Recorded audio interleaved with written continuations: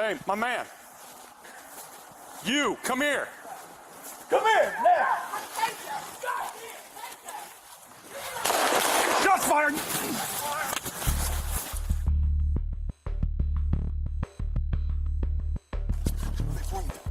Right there, right there.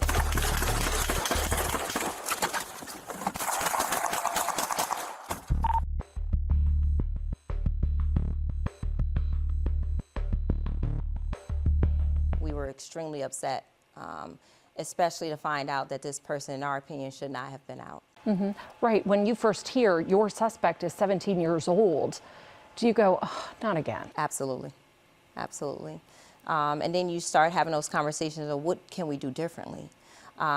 Not so much as a punishment, but how can we avoid a 17-year-old getting to this point? Mm-hmm. You know, what do we need to do at a younger age to make sure that we're holding them accountable? Mm-hmm.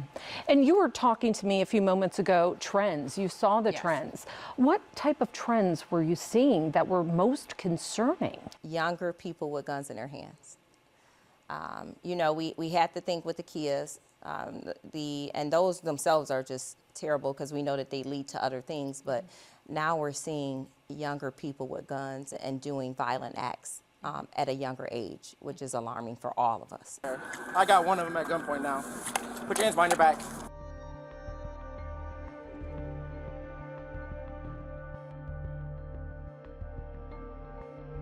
I think he pitched a gun in this wooded area.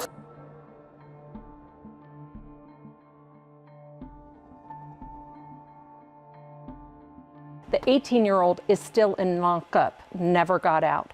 What does that tell you? That we need to change the system.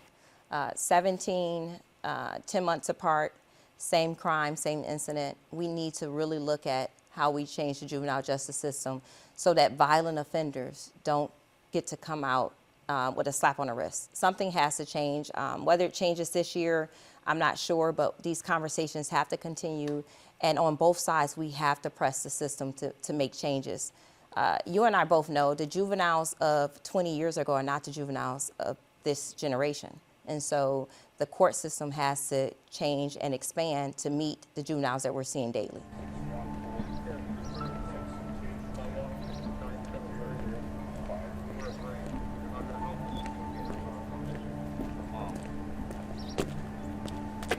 When did you realize there has to be a new strategy here?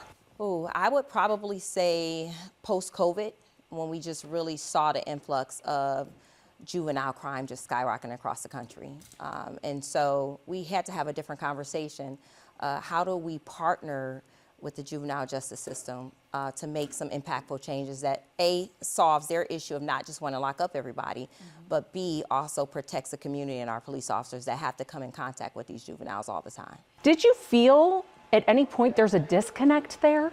I did originally, and not so much that we were us against them, but just the conversations were not being had on either our side coming together. And so myself and Assistant Chief Bacher made that first olive branch to the juvenile judges. We need to have these conversations, courageous conversations on both sides. And then if the law is broken, then we need to advocate to get the law changed. So it was you, Yes. And Chief Bacher actually making that first approach. Correct. What was the reception? You know what? They were receptive. We immediately started having meetings that are continuing now. I think they all want what we want. We want a safer Columbus. What that looks like, we have to get to a point where we are somewhere in the middle. But right now, as the law is written, it doesn't work for solving this problem that we have. How often are you meeting with them? We met with them several times in 2024. We just got on the calendar for 2025. And so as their schedule permits, and of course with us being as busy as we are, but we're making it a priority. This year we have to focus on the juvenile crime. And I don't know how much you can tell me about these meetings themselves. I mean, are there tense moments at all when you're talking about some of these issues?